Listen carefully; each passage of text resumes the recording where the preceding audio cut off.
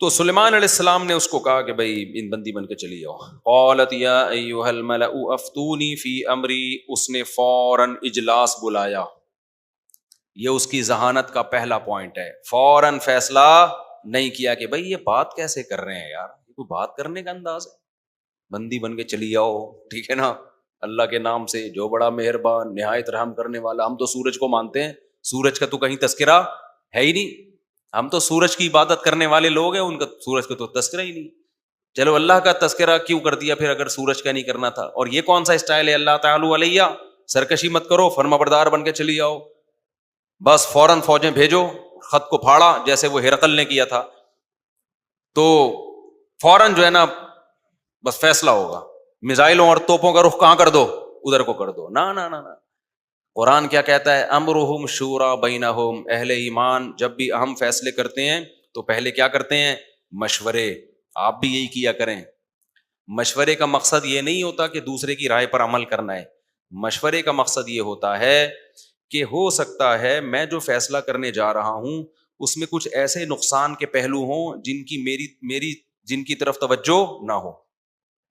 تو مشورے سے وہ تمام پازیٹو اور نیگیٹو پہلو آپ کے سامنے آ جاتے ہیں, جس کی وجہ سے فیصلہ کرنے میں آسانی ہوتی ہے. تو فیصلہ آپ نہیں کرنا ہے, ایسا کبھی نہیں ہونا چاہیے مشورے میں آپ اپنی رائے چھوڑ کے اس کی رائے لے لیں. نا نا نا, امیر پر فرض ہے کہ رائے اپنی ہی چلائے گا وہ, لیکن مشورے لے کے اس کی رائے میں نکھار پیدا ہو جائے گا. تو ملکہ سبا کی پہلی عقل مندی, یا ایھا الملأ افتونی فی امری, میرے معاملے میں مجھے فتویٰ دو. فتویٰ کا مطلب یہاں پر مشورہ دو مجھے. ما کنت قاطعۃ امرا حتی تشہدون. دوسری ذہانت کی بات کہنے لگی, میں اس وقت تک یقینی فیصلہ نہیں کروں گی جب تک تم لوگ مشورہ نہیں دو گے. یہ دوسری ذہانت کی بات. کیا مطلب؟ میری نظر میں تمہارے مشورے کی بہت اہمیت ہے. بعض دفعہ مشورہ لیا جاتا ہے سامنے والے کو الو بنانے کے لیے, فارمیلٹی پوری کرنے کے لیے. آدمی پہلے سے فیصلہ کر کے بیٹھا ہوا ہوتا ہے, ایسے بھی ہم نے دیکھا ہے. فیصلہ تو کر لیا ویسے یار, تاکہ لوگ بولیں کہ جناب صدر صاحب اور وزیر اعظم صاحب نے ایم ہی فیصلہ سنا دیا, تو چلو یار اجلاس بلاؤ, تھوڑا ایک فارمیلٹی پوری کر لو, یہ تھوڑا سا خوش ہو جائیں گے. جیسے آج کل لڑکے کر رہے ہیں, لڑکی پسند کر لی ہے, شادی وہیں کرنی ہے, بھلے اسے بھگا کے کریں یا خود بھاگ کے کریں. ابا کو کہہ رہے ہوتے ہیں, ابا میں آپ سے ایک مشورہ کرنا چاہتا ہوں کہ ایکچولی ایک لڑکی مجھے پسند آئی ہے, تو آپ بتائیں کہ کیسی مناسب رہے گی کہ نہیں رہے گی. حالانکہ پہلے سیٹنگ 1 مہینے سے بولو چل رہی ہوتی, ابا کو الو بنانے کے لیے, تاکہ ابا یہ نہ کہیں کہ مجھے تو بیچ میں ڈالا ہی نہیں. تو یہ مارکیٹ میں کیا ہو رہا ہے, بلکہ یہاں تک ہو رہا ہے کہ شادی بھی ہو چکی ہوتی ہے, پہلے نکاح بھی ہو چکا ہوتا ہے, پھر پبلک کو بیوقوف بنانے کے لیے ان سے مشورے لیے جاتے ہیں. لڑکی والے آ رہے ہیں, لڑکے والے جا رہے ہیں, صاحب ابے ان کے بچہ ہونے والا ہے بھائی, ٹھیک ہے نا, سب الو بنانے کی باتیں ہو رہی ہیں. پھر جی ہمارا استخارہ یہ نکلا ہے, پھر یہ ہوا ہے, پھر وہ, اب چلو جی. تو ملکہ سبا کی دوسری ذہانت کی بات یہ کہ اس نے یہ بھی شو کر دیا کہ یہ مشورہ اوپر سے نہیں ہے. میری نظر میں تمہاری ویلیو ہے, تم جو رائے پیش کرو گے اس کے بعد, اس سے پہلے میں کوئی فیصلہ نہیں کروں گی. تیسری بات یہ بھی اس کی ذہانت کی بات کہ فیصلہ میرا ہی ہوگا. ما کنت قاطعۃ امرا, میں اس وقت تک فیصلہ نہیں کروں گی جب تک تم حاضر نہیں ہوگے اس میں مشورے میں. مطلب یہ نہیں کہہ دیا کہ مجھے تو ایکچولی سمجھ میں ہی نہیں آ رہا, تم کرو جو فیصلہ کرنا ہے. تو بھائی ہم نے تمہیں اپنا باپ اس لیے تھوڑی بنایا کہ فیصلے ہم کریں گے بیٹھ کے. آج یہی ہو رہا ہوتا ہے بہت سی جگہوں پہ. جو امیر ہے, جو سردار ہے, جو قوم کا بڑا ہے, اس میں ڈیسیژن پاور ہی نہیں ہوتی. ادھر جا رہا ہے وہ اس کو سمجھا رہا ہے تو ادھر کو لڑک رہا ہے, وہ ادھر سمجھا رہا ہے تو ادھر کو لڑک رہا ہے, وہ ادھر سمجھا رہا ہے تو ادھر کو لڑک رہا ہے, وہ ادھر سمجھا رہا ہے تو ادھر کو لڑک رہا ہے. پھر پریشان ہو رہے ہیں میں کیا کروں. تو فیصلے کی پاور ملکہ سبا نے اپنے ہاتھ میں رکھی ہے. اور چوتھی بات یہ, ما کنت قاطعۃ امرا, میں یقینی فیصلہ, قاطعا کا مطلب یقینی فیصلہ اس وقت تک نہیں کروں گی جب تک تمہاری رائے میرے سامنے نہ آ جائے. کیا مطلب؟ ایک رائے تو میری ہے, جو فیصلہ ہے میرا ذہن بن چکا ہے, لیکن ابھی میں اس پہ, جب تک تمہاری رائے نہیں آ جائے گی یقینی فیصلہ نہیں ہوگا. وہ اس کی رائے یہی تھی کہ جنگ نہیں ہونی چاہیے, لیکن بھائی میں تم سے مشورہ لوں, ہو سکتا ہے کوئی ایسی بات تم لوگ سامنے رکھو کہ جس کی بیس پہ میرا فیصلہ تبدیل ہو جائے. تو کوئی ڈھنگ کی بات سامنے لے کر آؤ. تو یہ 4 پوائنٹ کی بات نوٹ کرنے کی ہیں اس سے. تو وہ قوم کیا کہنے لگی, قالوا نحن اولو قوت, سارے بیٹھ گئے نا, فوج کے commander, chief of army staff اور نیوی, ایئر فورس, اس زمانے کی جو بھی ایئر فورس ہوگی, جو بھی اس زمانے میں فوجیں ہوا کرتی تھی, سارے بڑے بڑے آفیسرز آ کے ملکہ سبا کے دربار میں آ کے, جنگ کے جو ماہرین تھے ظاہر ہے انہیں کو بلایا ہوگا نا, مشورہ ہمیشہ اس کے اہل سے لیا جاتا ہے. تو وہ کہنے لگے نحن اولو قوت و اولو بأس شدید. دیکھ ملکہ, جنگ لڑنے کے لیے 2 چیزوں کا ہونا ضروری ہے. ایک ایکسپیرینس ہو جنگوں کا, نمبر 2 صرف تجربہ نہ ہو بلکہ پاور بھی ہو. 2 چیزوں سے جنگ ہوتا ہے نا. ایک آدمی کے پاس طاقت تو ہے, بہت زبردست پاورفل ہے, تجربہ نہیں ہے جنگ لڑنے کا, پٹے گا وہ بھی برے طریقے سے. ایک تجربے کار قوم تو ہے, بہت جنگیں لڑی ہیں, ہٹلر نے بہت جنگیں لڑی تھی نا, لیکن پٹ پٹا کے بیٹھ گیا تھا. دوبارہ جنگ لڑی اس نے, پاور ختم ہو گئی تھی نا اس کے پاس. اب جب ہٹلر رشیا سے شکست کھا کے واپس ہوا ہے تو لوگ اس کے پاس جاتے کہ سر ہم 3ری جنگ عظیم کا آغاز کرنے والے ہیں, آپ کا ایکسپیرینس بہت ہے تو آپ کو اپنا خلیفہ بنا رہے ہیں. کہہ گیا ایکسپیرینس جب نہیں تھا تو پاور بہت تھی, جب ایکسپیرینس نہیں تھا تو پاور بہت تھی, جب ایکسپیرینس آیا تو پاور ختم ہو گئی. بہت سے لوگوں کے پاس جب پیسہ ہوتا ہے کاروبار کا تجربہ نہیں ہوتا, جب تجربہ ہوتا ہے تو پیسہ ختم. جیسے میرے ساتھ ایسے ہی ہوا, ماضی میں نے پیسے جب تھے تجربہ نہیں تھا تو نا تجربی کاری میں پیسے لگاتا گیا. الحمدللہ اللہ کا ایسا فضل ہوا, تجربہ بہت آ گیا, پیسے کیا ہو گئے, اس تجربے کی بھینٹ چڑھ گئے. پھر لوگ مجھ سے آ کے مشورہ لیتے, حضرت آپ کا ایکسپیرینس بہت ہے. میں کہتے خالی ایکسپیرینس ہی لے کے گھوم رہا ہوں میں. اب وہ کہتے تھے وہ ایکسپیرینس ہے کیا, میں اب وہ کہتا ہوں ایکسپیرینس یہ ہے کہ کسی کو اپنا پیسہ کاروبار کے لیے نہ دو, بس یہی ایکسپیرینس ہے. ٹماٹر بیچو مگر خود بیچو. لیکن لوگوں کی کھوپڑی میں یہ بات نہیں آ رہی ہے. جیسے روحانی عامل والوں کی لوگوں کے دل سے عقیدت نہیں نکل رہی ہے نا, سمجھا کے تھک گئے, یہ تمہیں الو بنانے کے لیے بیٹھے لیکن نہیں عقیدت نکلتی. ایسے ہی بار بار سمجھایا کہ جب کسی کو بزنس کے لیے پیسہ دیا تھوڑے دن تک دے سکتا ہے, ہو سکتا ہے کما کے دے, اس کے بعد نہیں دے گا کما کے, وہ بھول جاؤ, دماغ سے نکال دو, تمہارا اپنا پیسہ بھی واپس نہیں ملے گا. نہیں آ رہی سمجھ میں, دے رہے ہیں لوگ دیتے نا, مجھے آ کے بتا رہے تو مجھے تو 1 سال سے دے رہا ہے, مجھے تو 1 سال سے دے رہا ہے. ابھی دیکھنا بھی آگے ہوگا کیا. 10 سال پہلے ایک صاحب کے کروڑوں روپے لگے ہوئے تھے, میں نے کہا مت لگاؤ, نکال لو یہاں پہ. کہہ رہا ہے یار مفتی صاحب سارے ایک جیسے نہیں ہوتے, میں تو دے رہا ہے مجھے, دیکھیں میں نے یہ گھر بنا لیا, یہ کر لیا. میں نے کہا نہیں, بہت سمجھایا, نہیں. 10 سال تک وہ دیتا رہا, اس کے بعد کروڑوں روپے لے کے مارکیٹ سے شارٹ. چلو جی ابھی بھی سمجھ میں آئے گا نہیں. اچھا میرے بھائی, قالوا نحن اولو قوت, تو انہوں نے کہا دیکھ ملکہ سبا 2 چیزیں چاہیے لڑنے کے لیے, ایک پاور اور ایک ایکسپیرینس. تو تجربہ بھی ہمارے پاس ہے, اولو بأس شدید, سخت جنگوں والے لوگ ہیں ہم. یہ جو اتنی بڑی ریاست بنی ہے ایسے ہی تھوڑی بن گئی, ہم لوگ سخت جنگوں والے کا کیا مطلب, یہ تو جنگیں تو ہم لڑتے رہتے ہیں, کوئی اتنا بڑا مسئلہ نہیں ہے. اولو قوت, اور پاورفل بھی لوگ ہیں, شکست خوردہ لوگ نہیں ہیں. اس میں انہوں نے اشارہ کر دیا کہ اگر تو حملہ کرنا چاہے گی, آرڈر دے گی, تو یہ نہ ذہن میں رکھنا کہ ہمیں شکست ہو جائے گی. ہمیں شکست انشاءاللہ, ان کا انشاءاللہ ان کے حساب سے, وہ تو غیر مسلم تھے, شکست نہیں ہوگی.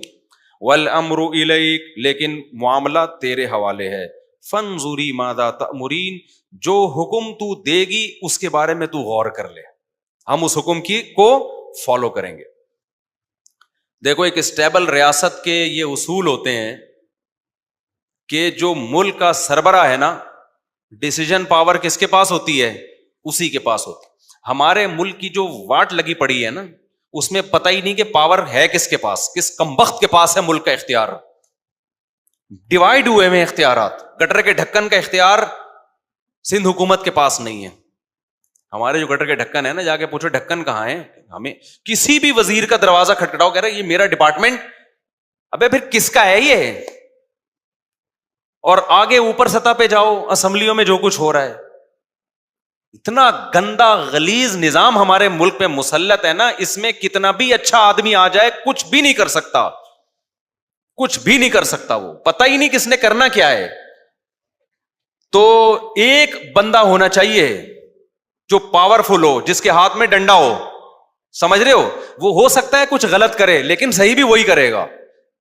آپ دیکھ لو نا ماضی میں جب ایک پاورفل حکمران آیا تو اس نے کچھ غلط کام بھی کیے لیکن وہ اچھے بھی بہت سارے کر کے چلا گیا. وہ تو جو ریاست کی جو فطرت ہے نا, نیچر ہے حکومت کی, وہ یہی ہے کہ جب تک کوئی پاورفل حکومت نہیں ہو. دیکھو اسلام یہ بھی چاہتا ہے کہ حکومت صحیح لوگوں کے ہاتھ میں ہو, لیکن اس سے زیادہ اسلام اس کو فوکس کرتا ہے کہ ایک شخص کے ہاتھ میں ہو. یہ پتہ ہے آپ کو, یہ پوائنٹ ٹو بی نوٹڈ ہے. اسلام چاہتا ہے کہ حکومت صحیح لوگوں کے ہاتھ میں آئے, اگر نہیں آئی ہے تو ایک بندے کے ہاتھ میں آئے, بے شک وہ غلط ہو. نہیں یاری بات میرا خیال ہے. مثال کے طور پر آپ کے پاس ایک ایسا طریقہ ہے حکومت قائم کرنے کا جو بڑا بہترین طریقہ, ساری دنیا اس کو مانتی ہے, لیکن اس کے نتیجے میں جو چیز مارکیٹ میں آئے گی نا, جو تہجد گزار چیز آئے گی لیکن پاورفل نہیں ہوگی. اسلام کہتے ہیں ابھی گالی نکلنے والی تھی, اس کو کیا کرو اس کو ہٹا یہاں, کسی کام کا نہیں ہے سالا. جب یہ کچھ کر ہی نہیں سکتا تو نیک ہو کے کرنا کیا ہے اس کا. دوسرا وہ طریقہ ہے کہ غلط آدمی آ گیا لیکن کیا ہے, پاورفل ہے, وہ بچا لے گا ملک کو. تبھی تو حدیث میں آتا ہے, صحیح مسلم کی حدیث, کہ جب مسلمانوں کا ایک امیر بن جائے تو جو بھی اس کے خلاف کھڑا ہو فقتلوہ, اس کو قتل کر دو, کائنم من کان, حدیث کے چاہے جیسا بھی ہو اس کے خلاف کھڑے ہونے والا. یعنی جو اس کے خلاف کھڑے ہونے والا کیسا ہی کو, کیا مطلب کتنا ہی نیک کیوں نہ ہو, لیکن اس کو کیا کر دو. وجہ اس کی ہے کہ جب ایک شخص کے پاس اختیارات ہوتے ہیں تو پاور ہوتی ہے, ملک اسٹیبل ہوتا ہے, پاورفل. کچھ گڑبڑیں تو ہوتی ہیں, بہت سے صحیح بھی تو ہوں گے نا. جب پاورفل ریاست ہی نہیں ہے تو کچھ بھی نہ صحیح ہوگا نہ غلط ہوگا, دوسری ریاستیں آپ کو کھا جائیں گی. آپ ہمارے کنٹری کا حال دیکھو نا, لمبے لمبے پروجیکٹ کیوں ویژن نہیں بنتے, اس لیے کہ وزیر اعظم یا صدر کو پتا ہوتا ہے میں 5 سال کے لیے آیا ہوں اور اس کا بھی مجھے پتا نہیں 2 سال میں نکلوں گا, 2.5 سال میں نکلوں گا, عزت کے ساتھ نکلوں گا, ذلیل کر کے نکلوں گا میں. وہ تھوڑی لمبی لمبی پلاننگ کرے گا کہ ابھی جو محمد بن سلمان ہے MBS, اس نے پلان بنایا 2030 میں سعودی عرب کو یہاں تک پہنچانا ہے. اس پلان میں ٹھیک ہے کچھ چیزیں غلط بھی ہیں لیکن کچھ چیزیں صحیح بھی ہیں, کوئی پلان تو بن گیا نا. لیکن اگر ایسا کوئی پاورفل حکمران نہیں آئے گا تو کسی قسم کا کوئی پلان بنے گا نہیں. اور ایک بات ہمیشہ یاد رکھو, جس قوم کا یا جس شخص کا اپنا کوئی پلان نہ ہو وہ ہمیشہ دوسروں کی پلاننگ کا حصہ بن جاتا ہے. سمجھتا نہیں ہے, جس کا اپنا بزنس نہ ہو تو کسی کی بزنس میں اس کو جاب کرنی پڑے گی نا, تو اس کے بزنس کو پروموٹ کرنے کا ذریعہ نہیں بنے گا وہ. جس کا اپنا ویژن نہیں ہوتا وہ دوسروں کے ویژن کا حصہ. تو جب تک پاکستان میں کوئی پاورفل ریاست نہیں آتی, پاکستان کا اپنا نہ کوئی ویژن بن سکتا ہے. پاکستان بین الاقوامی طاقتوں کے ویژن کا حصہ بنے گا اور وہ ہمیں ٹیشو پیپر کی طرح استعمال کرتے رہیں گے, ہم ان کی پالیسیوں پہ چلتے رہیں گے, اپنا تو کچھ ہے ہی نہیں.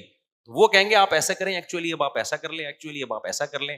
کیوں کریں, اس سے ہمیں کیا فائدہ ہے, تمہیں کیا فائدہ ہوگا, ہمیں بہت فائدہ ہوگا اس سے. آئی بات سامنے, تو ان کو فائدہ ہو رہا ہے اس بےہودہ نظام سے. خیر آگے چلو میرے بھائی, زیادہ ہو گیا, ہوا تو بہت کم ہے لیکن اب اس تفسیر کے حساب سے پھر ہم ہٹ جائیں گے تفسیر سے. تو انہوں نے کیا کہا, اسٹیبل گورنمنٹ تھی نا, انہوں نے کہا دیکھ ہم بہت پاورفل لوگ ہیں, ملکہ سبا ہے, لڑ سکتے ہیں, لیکن فیصلے کی پاور کس کے پاس ہے, آپ کے پاس. جو فیصلہ ہوگا, جنگ کرنی ہے تو بھی لڑیں گے, نہیں کرنی ہے تو بھی.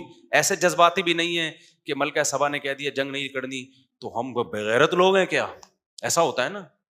ابے ہماری تو ملکہ صاحبہ نے ہماری تو پوری دنیا میں مٹی پلیت کر دی, ہمارا تو امیج ہی دنیا میں کیا کر دیا, ایک خط پہ ڈر گئی, ایک خط پہ کیا ہے, ڈر گئی. اس طرح کی باتیں اگر ریاست میں شروع ہو جائیں, ایک شخص کی رائے نہ ہو تو پھر ملک 2 حصوں میں بڑھ جاتا. کچھ فوجی اس کی طرف ہو جاتے, کچھ فوجی دوسری طرف ہو جاتے, پھر ایک فوجی ملکہ سبا کا حامی ہوتا, فوجیوں کے جو بچے ہوتے وہ اپوزیشن کے حامی ہوتے, پھر تحریکیں شروع ہوتی, ملکہ سبا کو ہٹاؤ یہاں سے, پھر ملکہ سبا کہتی ہے, کچھ اس کے ساتھ ہوتے کہ میں نہیں ہٹوں گی, پھر ایک تحریکیں چل رہی ہوتی. سلیمان علیہ السلام کو کوئی فوج بھیجنے کی ضرورت ہی نہیں تھی, صحیح ہے نا, وہ ہدہد کے ذریعے ہی حکومت کا خاتمہ کرتے. پھر ایسے موقع پہ ایک تیسری تحریک عالمی طاقتوں کی چلنا شروع ہو جاتی ہے, پھر کچھ پیسے اپوزیشن کو وہاں سے ملتے, پھر کچھ وہاں سے ان کو ملتے, اس کے بعد تو اللہ تعالیٰ فرماتے ہیں تو قالت ان الملوک, اب ملکہ سبا نے کیا کہا, ان الملوک اذا دخلوا قریۃ, کیا زبردست ذہانت ہے یار اس کی, یہ نہیں کہہ رہی کہ ہم نے ہر قیمت پہ لڑنا ہے، نہ، یہ بھی نہیں کہہ رہی کہ ہم نے نہیں لڑنا ہے، یہ جلد بازی کا فیصلہ ہوگا. بھائی سلیمان نے جو اپنا کام کرنا تھا وہ کر دیا.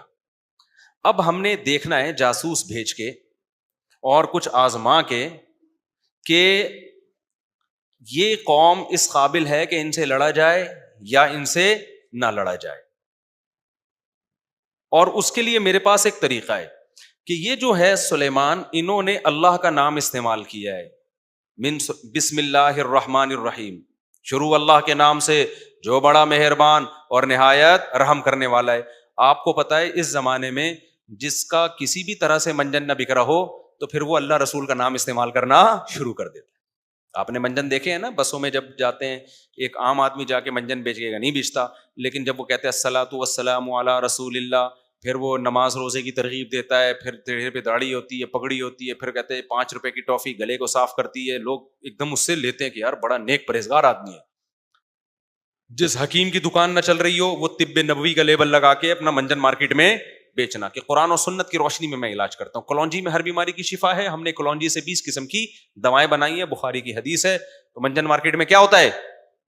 کورونا کا علاج قرآن حدیث کی روشنی میں، کینسر کا علاج قرآن و سنت کی روشنی میں. اب تو ڈاکٹروں نے بھی یہ روشنی استعمال کرنا، بعض ڈاکٹروں نے، سب تو نہیں. تو جس کا منجن نہ بک رہا ہو، روحانی والے تو بیچتے ہی منجن قرآن و سنت کا ہے. بھائی قرآن میں شفا ہے. بھائی میری بیگم سے بن نہیں رہی ہے، او بھائی تیری بیگم پہ جادو ہے. بھائی ڈاکٹر صاحب، وہ روحانی صاحب، آپ کو کیسے پتا چلا جادو ہے؟ ابے کیا نبی پہ جب جادو ہوا تھا تو تیری بیگم پہ نہیں ہو سکتا؟ اچھا پھر اس کا علاج کیا؟ قرآن میں شفا ہے. بھائی قرآن میں جب شفا ہے تو کسی بھی مولوی صاحب سے دم کروا لے نا، تیرے والے قرآن میں کیوں ہیں؟ قرآن میں شفا. ایسی باتیں قرآن کر کے الو بنا کے اس کی بیگم مارکیٹ سے شاٹ.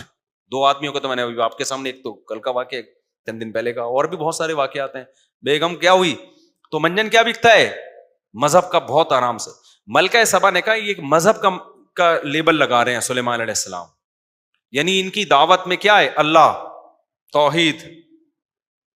تو اگر یہ واقعی نیک آدمی ہے نا، واقعی نیک ہے، ہم اس سے نہیں لڑ سکتے. پھر ہم اس سے نہیں لڑ سکتے واقعی. یہ یعنی اسے جو ہماری حکومت گرانی ہے اور اپنی حکومت قائم کرنی ہے، اگر یہ اللہ کا نظام نافذ کرنا چاہتے ہیں تو پھر ہم اس سے نہیں لڑ سکتے. اور اگر یہ زمین کے لیے جنگ ہے، جیسے کہ اس زمانے میں اب بھی ہوتی ہے، اس زمانے میں کیا زمینوں کے لیے جنگ ہوتی ہے نا، بھائی وہ اس علاقے پہ بھی قبضہ ہو جائے، اس علاقے پہ بھی قبضہ ہو جائے، اس کے پیٹرول کے کنویں میرے پاس آ جائیں، ادھر گیس کے کنویں میرے پاس آ جائیں، کوئلے کی کانیں ہمارے. اب تو یہی جنگیں ہو رہی ہیں دنیا میں، لیبل اس میں کچھ اور لگایا جاتا ہے، پیچھے یہی ہوتا ہے. نظریاتی جنگ نہیں ہوتی اب.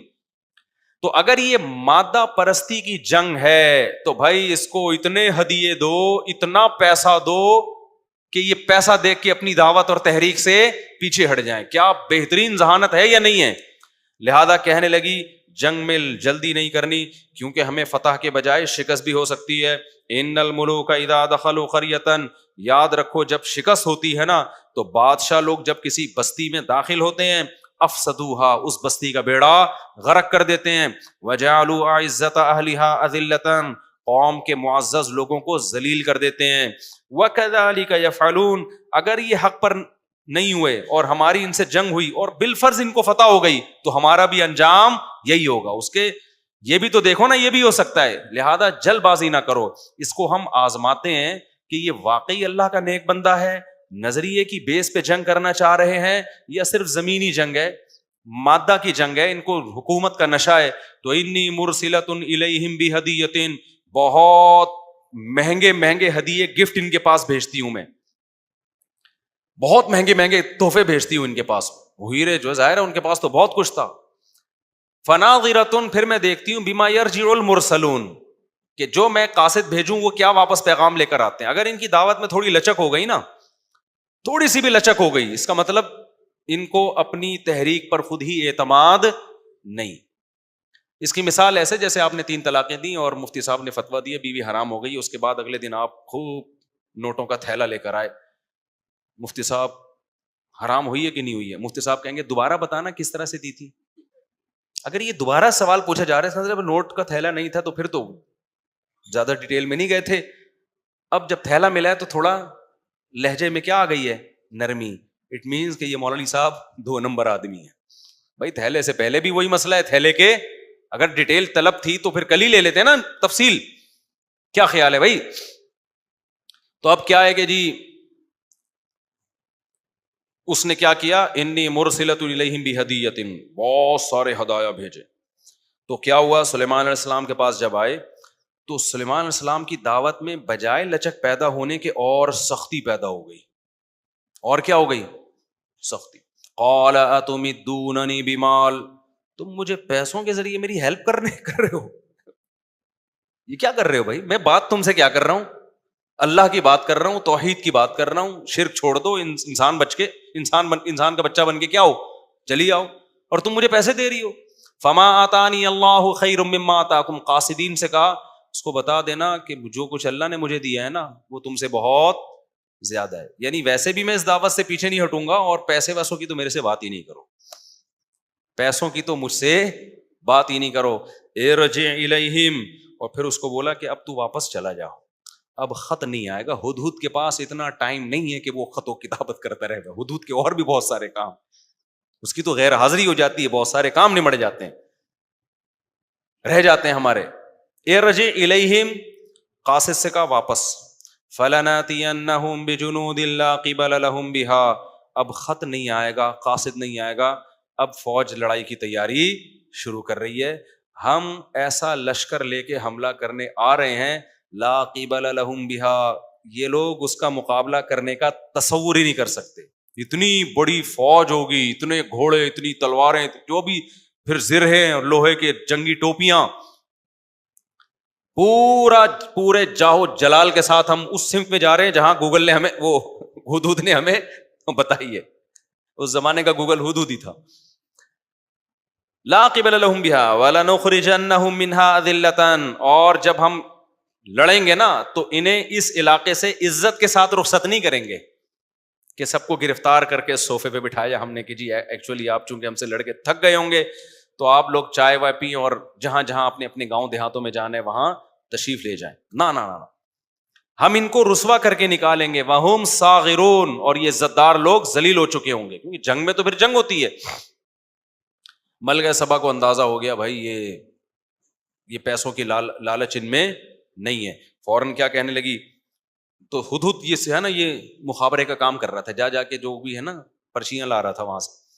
تو حضرت سلیمان علیہ السلام کو پتہ چل گیا کہ جی ملکہ سبا نے پورا جو قافلہ اپنا, جو بھی اس کے آرمی کا چیف ہوگا یا جتنے بھی لوگ تھے ان کے ساتھ پلان کیا, جا کے تفتیش احوال کے لیے ہم وہاں چلتے ہیں. جنگ بندی کا فیصلہ نہیں کیا, لیکن اب اس دعوت کو اس نے ویلیو دینا شروع کر دی کہ بھئی یہ ایسی بات نہیں ہے, جا کے ہمیں ملنا پڑے گا.